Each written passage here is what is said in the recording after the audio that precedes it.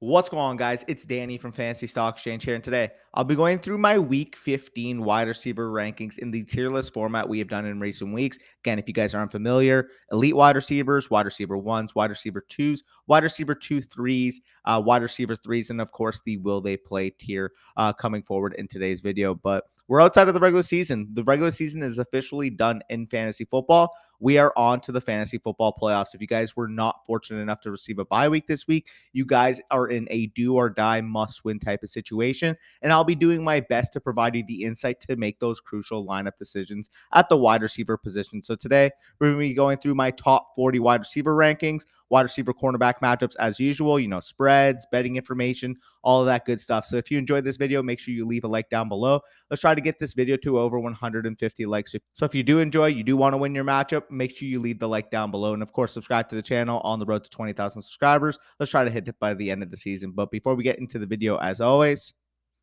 let's hit the damn intro.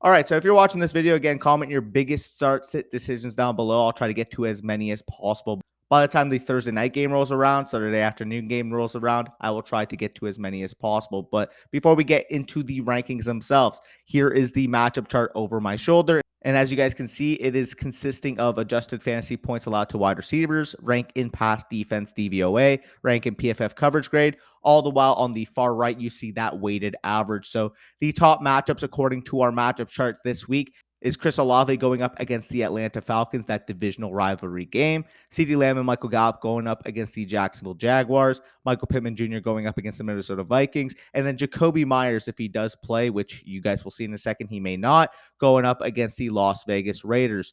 On the flip side, the toughest matchups of the slate happen to be DeAndre Hopkins and Hollywood Brown going up against that ferocious Denver Broncos defense.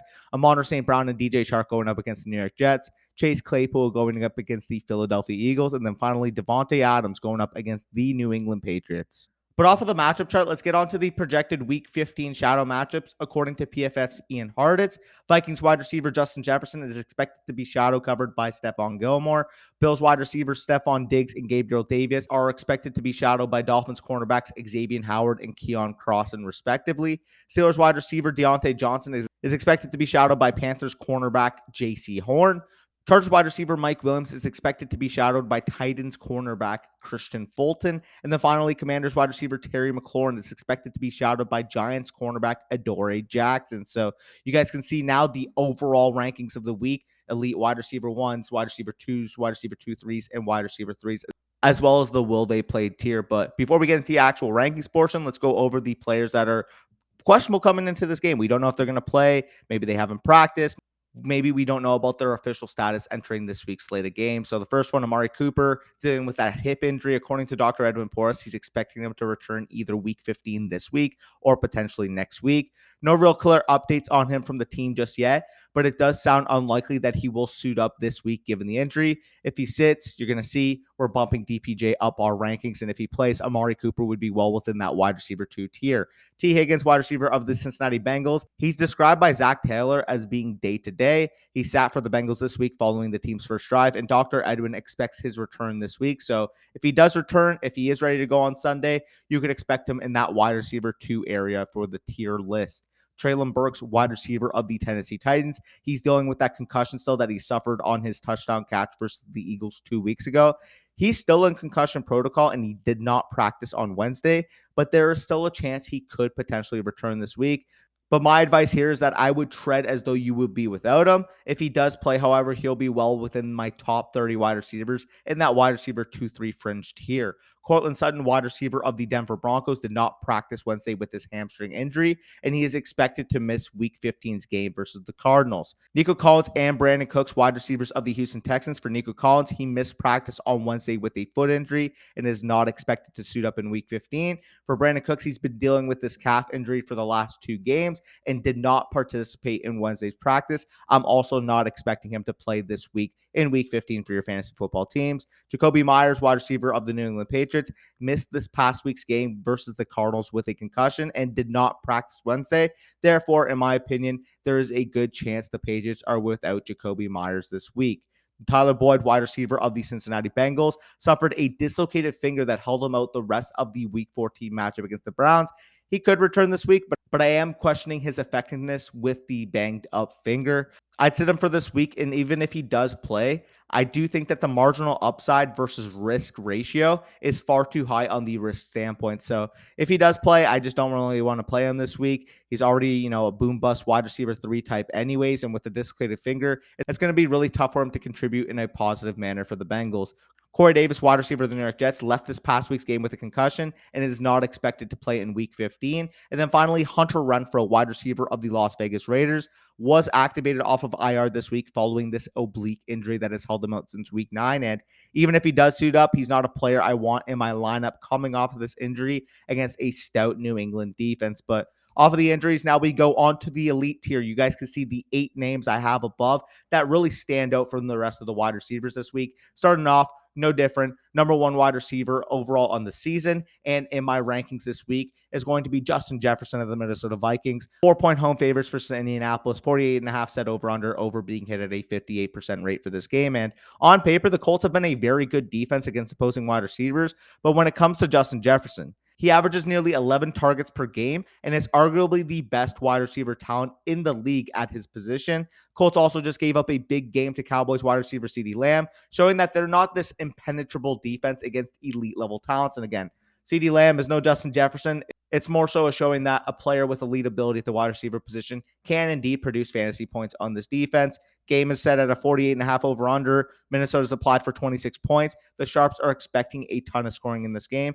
And overall, there's a reason why Justin Jefferson is the highest scoring PPR flex player in fantasy. You have to play him as such. So I don't really see him leaving wide receiver 1 overall in my rankings unless one of these other guys below him have a league winning level play down the stretch. But speaking of, let's get on to my wide receiver 2 this week. That's going to be Stephon Diggs, wide receiver of the Buffalo Bills. Bills 7-point home favorites on Saturday, 43.5 set under being hit at a 69% rate. And when it comes to Stephon Diggs, obviously the main man in Buffalo, Miami has been very susceptible to wide receivers this year. They rank as a top 10 matchup on the matchup chart for opposing wide receivers, also rank in the top 10 in terms of fantasy points allowed to wide receivers. In a big Saturday night game that could all but clinch the division for the Buffalo Bills, I expect the Bills to bounce back after a brutal matchup against the second toughest matchup to opposing wide receivers with the New York Jets. Obviously, the Jets, very good, shut down that Bills passing game this past week. I do think the Bills passing game gets back on track and expect Stephon Diggs to be the catalyst of that bounce back. Wide receiver 3 for me this week is going to be Tyreek Hill, the other side of the matchup. As I just mentioned, Miami is a 7-point road underdog to Buffalo. 43.5 set over being hit 69% of the time. And Tyreek Hill, he's been the wide receiver 2 so far this season and averages over 10 targets per game. So you're clearly seeing that elite volume with that elite playmaking ability that he brings to the table. We know he's a superstar player. We know that no matter the matchup, he's going to be able to produce, and he's going to be a top 5 wide receiver for me in any given matchup, regardless of the circumstances. My wide receiver 4 this week is going to be Jamar Chase of the Cincinnati Bengals. Bengals 3.5-point road favorites versus the Tampa Bay Buccaneers. 44 set over being hit 61% of the time, according to the Sharps. And it's pretty clear why he's back here. Obviously, he dealt with that injury, that hip injury that sidelined him for a big portion of the season. But when he has been healthy, this is a guy that's averaging over 20 PPR points per game in the games he's played this year. He's a clear top 5 guy. As long as he's healthy, he's going to be in this ranking of my tier list. Wide receiver 5 is going to be Devontae Adams of the Las Vegas Raiders. Raiders 1-point home underdogs versus the New England Patriots. 44.5 set over being hit at a 71% rate. And Devontae Adams, he's just been an elite producer this year, despite moving teams from Green Bay to Las Vegas over the offseason. 21.4 PPR points per game. And I do get it. This is a very tough matchup against the 4th hardest defense against opposing wide receivers. But as we know in fantasy football, elite volume trumps all. This is a legitimate 10 plus target per game type of wide receiver with legit touchdown upside, scoring basically a touchdown per game for Devontae Adams. Any given week, he can pop off and be the number 1 overall at the position. Wide receiver 6 is going to be CeeDee Lamb of my beloved Dallas Cowboys. You guys see the jerseys in the back as always. Cowboys are 4-point road favorites in this game versus Jacksonville. 47.5 set over being hit 88% of the time. So the Sharps clearly see a high scoring affair on Sunday. And when it comes to CeeDee Lamb, since Dak Prescott's return in week 7, he's averaging 17.62 PPR points per game. And as we know, the Jaguars, as you saw at the beginning of the video, represent the second easiest matchup overall on the entire matchup chart. And in this game, the game environment is very, very good for fantasy success. 47.5 set over being hit at an 88% rate, like I mentioned. The Cowboys are implied for 26 points scored this week, and I do expect Lamb to get back on track after that disappointing week against Houston this past week. Wide receiver 7 is going to be A.J. Brown of the Philadelphia Eagles. Eagles are 9-point road favorites in this game versus Chicago. 48.5 set over being hit 81% of the time, and he's averaging in his own right 17.2 PPR points per game. Not to mention, this matchup against Chicago represents a top 10 matchup versus opposing wide receivers. So a clear smash spot if you have A.J. Brown on your team. Eagles are implied for about 29 points in this game where all the sharps expected to hit over. I think this is the ceiling A.J. Brown week. And as we know, any week that A.J. Brown hits his ceiling, he could potentially win that week for you on his own right. Wide receiver 8 is going to be Amon-Ra St. Brown of the Detroit Lions. Lions are 1-point road underdogs in this game versus the Jets. 44.5 set over being hit 89% of the time. And in games where Amon-Ra has played 50+% of the snaps, he's averaged 10.2 targets per game, 20.9 PPR points per game in that stretch. He's been a clear elite wide receiver anytime he's played, and I get it. This is a tough matchup going up against that Sauce Gardner-led Jets D, who has been the second toughest matchup against opposing wide receivers this year. That really limits Amon-Ra St. Brown's ceiling, but his volume is so damn high given that target share that he's still going to be in the elite tier for me, in my opinion. Now kicking off the wide receiver ones list, and I think all 12 of these guys are clear wide receiver ones, obviously the guys above being elite, but I think that the top 8 kind of separate themselves from these last 4, but I still really like these last 4 as being wide receiver 1 quality. Wide receiver 9 overall for me this week is going to be Keenan Allen of the Los Angeles Chargers. Chargers are 3-point home favorites versus Tennessee. 47.5 set over being hit 53% of the time. Keenan Allen has been an absolute target magnet since he came back from that injury. 14 targets in his last 2 games, 43 in his last 4 games since he returned, 17.58 PPR points per game in that stretch.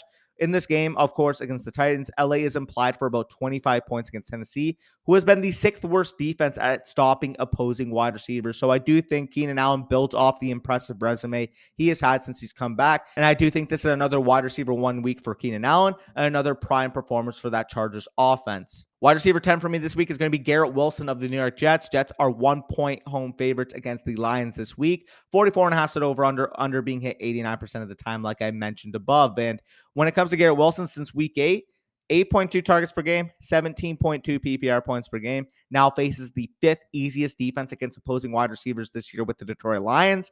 Garrett Wilson has proven that he is the clear alpha target on this offense and has proven worthy of being considered as a wide receiver 1 in fantasy, in my opinion, especially not to mention Corey Davis is now expected to be sidelined out of this matchup.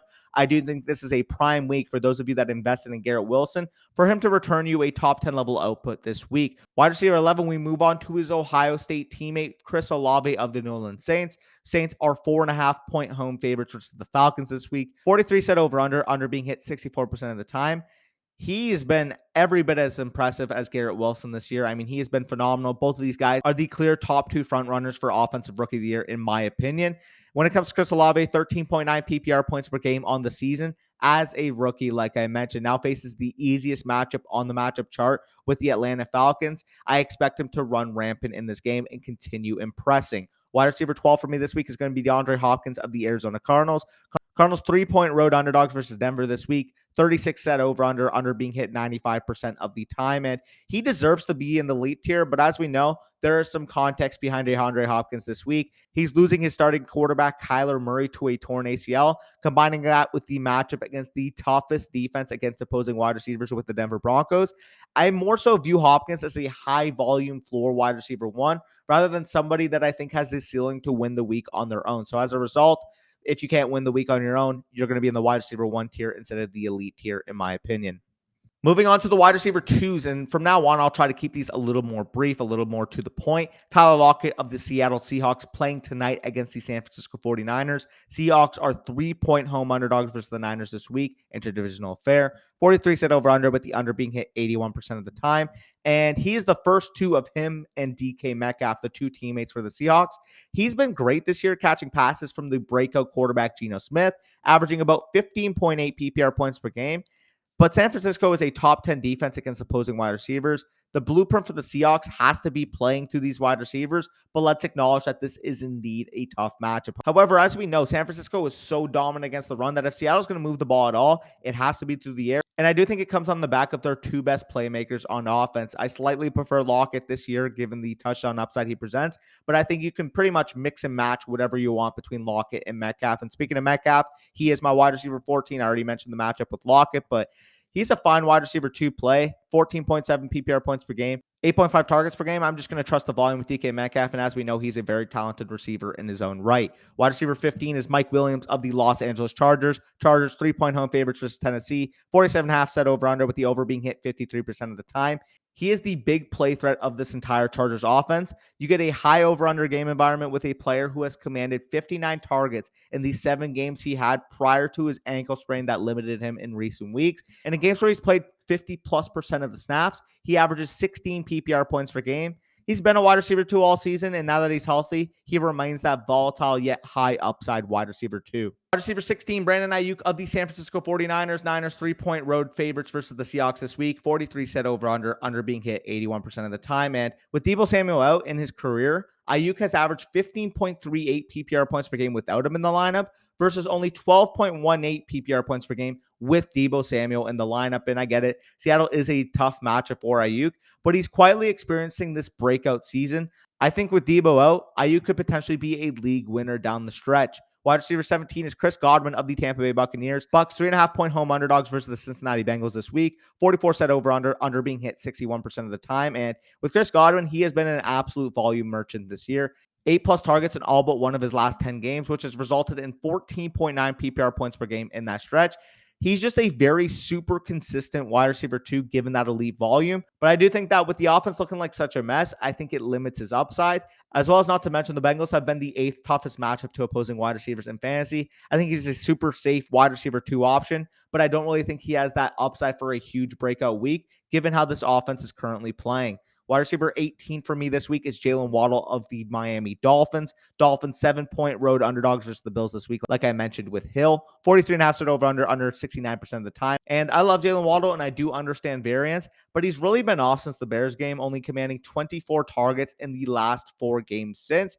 He's still a very good player, very elite player, ball in his hands. He's a dynamic threat for this Miami offense, not to mention a very good offense, but we do need the volume back up for him to re-rank up in that top 12 to top 15 level area. So I do believe in him. I do think he's going to bounce back soon, but until he gets that pass volume he was seeing back, I think he's going to be a volatile wide receiver 2 in my rankings. Wide receiver 19 is Terry McLaurin of the Washington Commanders. Commanders 4.5-point home favorites versus the New York Giants this game. 40.5 set over under being hit 99% of the time. And with Terry McLaurin, 24.5 PPR points 2 weeks ago against this exact same defense, the New York Giants. Obviously, in that tie game between the Giants and Commanders, he played extremely well. Not to mention, since Taylor Heineke has taken over, Terry McLaurin has averaged 15.7 PPR points per game and 8.7 targets per game in that stretch. As we've seen, Heineke has absolutely unlocked back the upside we've seen with Terry McLaurin. And in a rematch against the 8th easiest team versus opposing wide receivers, when he crushed just 2 weeks ago, I do expect him to hit his ceiling yet again this week. Wide receiver 20 for me is Christian Kirk of the Jacksonville Jaguars. As I mentioned, Jaguars are 4-point home underdogs versus the Cowboys this week. 47.5 set over being hit 88% of the time.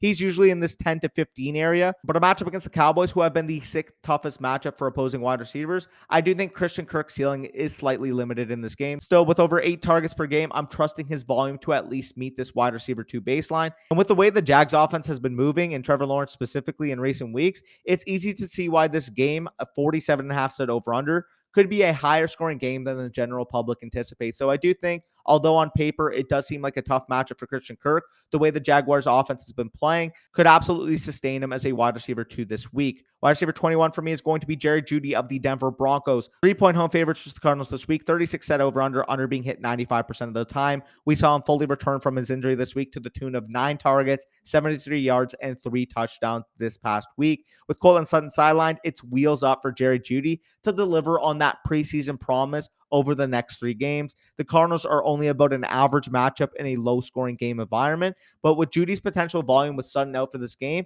I do think he has a likely wide receiver 2 floor, with the ceiling, of course, being something like he did this past week. Wide receiver 22 is Michael Pittman of the Indianapolis Colts. Colts are 4-point road underdogs versus the Vikings this week. 48.5 set over-under, with the over being hit at a 58% rate. And with the Minnesota Vikings, they are the 3rd easiest matchup on the entire matchup chart. This game has a 48.5 set over-under, and the Vikings D has been the worst D in football since week 10. Clearly a very prime game environment when it comes to Michael Pittman Jr. I'm really looking at a potential bounce back, big time ceiling game and what's been a relatively disappointing 2022 season for Michael Pittman. Wide receiver 23 for me this week is going to be Christian Watson of the Green Bay Packers. 7-point home favorites versus the Rams this week. 39.5 set over under, with the under being hit 98% of the time. And Christian Watson is very polarizing, as we know. Only 27 targets since week 10, but he's turned them into 313 receiving yards and 7 touchdowns. I get it. What he's doing right now is unsustainable, sure. But when a rookie shows this level of upside, it usually results in more targets down the stretch. Rams have been much more susceptible against the pass in recent weeks, and Watson, as we know, is a threat to score on any given touch in this Green Bay Packers offense. So I do think he's well deserving of this wide receiver 2 placement. But now we move on to the wide receiver 2-3 Fringe tier, the last tier I will go in depth, and that's going to start with wide receiver 24, Juju Smith-Schuster of the Kansas City Chiefs. Chiefs are 14-point road favorites versus the Texans this week. 49.5 set over being hit at a 69% rate. And Juju did bounce back this past week, 22.4 PPR points after recovering fully from that concussion he suffered a few weeks ago. But he's really looking to get back to that performance we saw in week 6 to 9 prior to the concussion. He averaged 8.4 targets per game in that stretch and 22.2 PPR points per game. However, I am worried about the potential game script in this game, preventing him from seeing that type of volume. As you know, with the Texans, they are a very run funnel defense. You can run on them all you want, but they have actually been very, very good against opposing wide receivers, have allowed these 5th least fantasy points to opposing wide receivers this year. I just don't think this is the game environment. I think KC's going to jump up early. I think Texans are going to be fighting back. I do think that the Chiefs could potentially rely upon their run game to ice this game out. Wide receiver 25 for me this week is Devontae Smith of the Philadelphia Eagles. Eagles are 9-point road favorites versus the Bears this week, like I mentioned with A.J. Brown. 48.5 set over under, with the over being hit 81% of the time. And Devontae Smith's usage in the last 5 games has been very encouraging. 8+ targets in each of those contests. Not to mention, like I said, with A.J. Brown, 9-point implied total. Vegas really expects the Eagles offense to score at will in this game versus the Bears. And a top 10 matchup, of course, with the Bears against opposing wide receivers. I really love Devontae Smith to continue what he's been doing in this impressive sophomore season he has had. Moving off Devontae Smith, my wide receiver 26 of the week, and someone that might be a surprise to some of you watching right now, but that's going to be Tampa Bay Buccaneers wide receiver Mike Evans going up at home, 3.5-point underdogs against the Bengals this week. 44 set under being hit 61% of the time. And to put it simply, with Mike Evans, I have him in the wide receiver 2-3 fringe area, as opposed to, the wide receiver 2, wide receiver 1 standing he has seen in the past. Is he doesn't have the volume buffer that Chris Godwin has. He hasn't played well. And as we know, this offense has struggled mightily as a whole. He's really talented. I get it. He's a very, top 12 level talent in the entire NFL. He should be in the wide receiver 2, wide receiver 1 range, but he's got to perform before I consider even putting him back there. He's only had 7 targets per game in the last 4, compared to about 10 targets per game in the 6 games prior. So we need that volume uptick, or we need the value of those targets to go up with a better offensive performance as a whole. So wide receiver 27 for me is Donovan Peoples-Jones of the Cleveland Browns. 2.5-point home favorites versus the Baltimore Ravens this week. 37 set under being hit 84% of the time. And Donovan Peoples-Jones this past week, 12 targets and 19.4 PPR fantasy points. With Amari Cooper dealing with that hip injury I mentioned at the beginning of the video, with Amari Cooper not expected to play in this game, DPJ goes from that volatile, wide receiver 3, wide receiver 4 type of archetype to win my wide receiver 2-3 fringe tier. He's played extremely well and now has that opportunity for more volume. The game environment I do get isn't great, but catching passes from Deshaun Watson without Cooper on the field gives him an extremely high floor, in my opinion. Wide receiver 28 for me is Drake London of the Atlanta Falcons. 4.5-point road underdogs versus the Saints this week when it comes to the Falcons. 43 set over under, with the under being hit 64% of the time. And we saw Drake London's usage really see an uptick prior to the bye. 12 targets in that last game. And he's had a 28% target share this season as a rookie wide receiver, which is very, very elite. The problem, of course, as we know, has been consistent offensive passing volume with Marcus Mariota at the helm.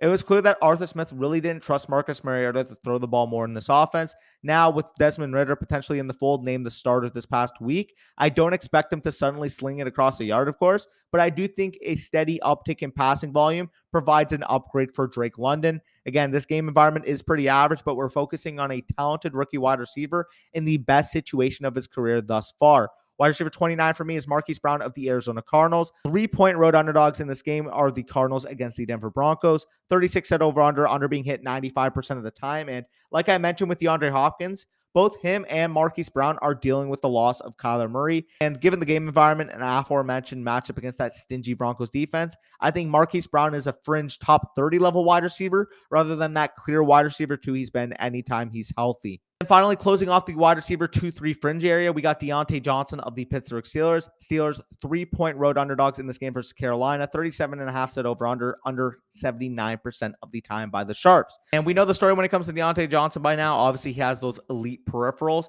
but as we know, they're low value targets, bad offense, and he's just been playing bad as a whole all season, which has limited his fantasy upside. However, he is coming off a very good performance this past week, and the profile of player he is can provide a lot of upside if he and the offense simply keeps playing better. And the past 2 weeks, he's coming off his best 2 games since week 3. Game environment, I get it, is not great in this game, but he's one of the few in this range with that elite volume floor when it comes to Deontay Johnson. But now let's rush through the wide receiver 3s. As we know, you see the betting info on the full right side of the screen. Gabe Davis of the Buffalo Bills, as we know, is going up against the Miami Dolphins. And Gabe Davis, as we know, is a very volatile wide receiver 3. The boom is obviously, a top 5 wide receiver on the week. The bust obviously being, outside of the top 40. You just got to play your cards with them. Expect this to be a competitive affair with 2 divisional rivals potentially playing for the division in the long stretch. So I do think Gabe Davis is going to be fully engaged in this game. DJ Moore, wide receiver of the Carolina Panthers, as I mentioned with Deontay Johnson. 3-point home favorites for the Panthers against the Pittsburgh Steelers. DJ Moore, I get it, has been disappointing. But the level of volume he does get in this offense gives me a lot of upside. Obviously, as we know, Sam Darnold as the starting quarterback this week. Sam Darnold historically has been a much better quarterback than, Baker Mayfield or PJ Walker when it comes to DJ Moore. So I'm hoping he can re-unlock that upside we've seen from DJ Moore in spurts. Wide receiver 33, Josh Palmer of the Los Angeles Chargers, playing up at home versus the Tennessee Titans this week. We know Mike Williams, we know Keenan Allen, but there's enough volume in this offense for Josh Palmer to keep thriving. Impressive performance this past week, and as we know, the implied value of any of Keenan Allen or Mike Williams to go down, Josh Palmer becomes the wide receiver 2, number 2 weapon for a Justin Herbert-led offense that throws the ball over 40 times per game. Wide receiver 34 for me is Adam Thielen of the Minnesota Vikings. Up to play the Indianapolis Colts at home, and with Adam Thielen, he's very touchdown or bust this year. Doesn't have that same consistent target share he has had in recent years. More so the doing of Justin Jefferson more than his own fault, but he's a very good touchdown threat, and we saw this past week, we saw in the previous weeks, that in these type of high-profile matchups with high over-unders, he usually finds his way into the end zone, so he's going to be a volatile wide receiver 3. Wide receiver 35, George Pickens of the Pittsburgh Steelers, going up on the road, Carolina Panthers. George Pickens, very similar boom-bust type of player, not a consistent target share, but does get high-value targets down the field. He is the complete opposite of his teammate, Deontay Johnson, but if he does get some targets this week, 8, 9 targets, which is what we're praying for, he does have that big play potential to potentially give you, 20, 25 PPR points any given Sunday. Wide receiver 36, Michael Gallup of the Dallas Cowboys, obviously going on the road to play the Jacksonville Jaguars. Has been playing a little off in recent weeks, but as we know, he's a very talented outside wide receiver. This has a very, very high implied total for the Cowboys. And this passing attack is looking to bounce back after that down performance versus Houston this past week. Wide receiver 37, we got Zay Jones of the Jacksonville Jaguars, the flip side of the Cowboys-Jaguars matchup. And he's been getting consistent volume in this offense. He is the clear wide receiver 2 to Christian Kirk. And I do think, given the implied total, despite the matchup, he should be able to have a fine Sunday this week. Darius Slayton of the New York Giants going up on the road to play the Washington Commanders. Outside of this past week, Darius Slayton has been a very, very consistent wide receiver in terms of getting in the double digits. And this range of the rankings, if you can have a receiver be the wide receiver one of their team, getting the type of volume, getting the type of downfield usage that Darius Slayton is getting, I do think he is a fine dart throw in your flex spot. Wide receiver 39, DJ Chark of the Detroit Lions going on the road to play the New York Jets. DJ Chark, as we know, has been quietly performing very, very well these past few weeks, over 90 yards in back-to-back weeks, including a touchdown this past week. I do think in this matchup, it is tough. You're playing the Jets, DJ Reed, Sauce Gardner on the outside. But with how DJ Chark himself has been playing, I think the big play upside of the Lions offense relies upon Mr. DJ Chark getting down the field. Wide receiver 40 and closing off my rankings this week, got Jahan Dotson, the rookie wide receiver of the Washington Commanders, again, playing at home versus the New York Giants. He's been playing really well, 9 targets in his last game, including a 5 for 54 and 1 touchdown line coming back from his midseason injury. I do think the Commanders keep getting him involved in this offense, and he could potentially win your league down the stretch, given the upside, given the targets he showed prior to the bye. By the way, I appreciate you guys for making it to the end of this video. Again, comment down below your biggest starts this decision. I will try to get to as many as possible. Of course, make sure you leave a like, subscribe to the channel, all of that good stuff. Until then, we will see you tonight for Thursday Night Football live stream. And of course, good luck in your matchups. Get that dub, move on to the semifinal in your leagues. Take care. Wire me the money.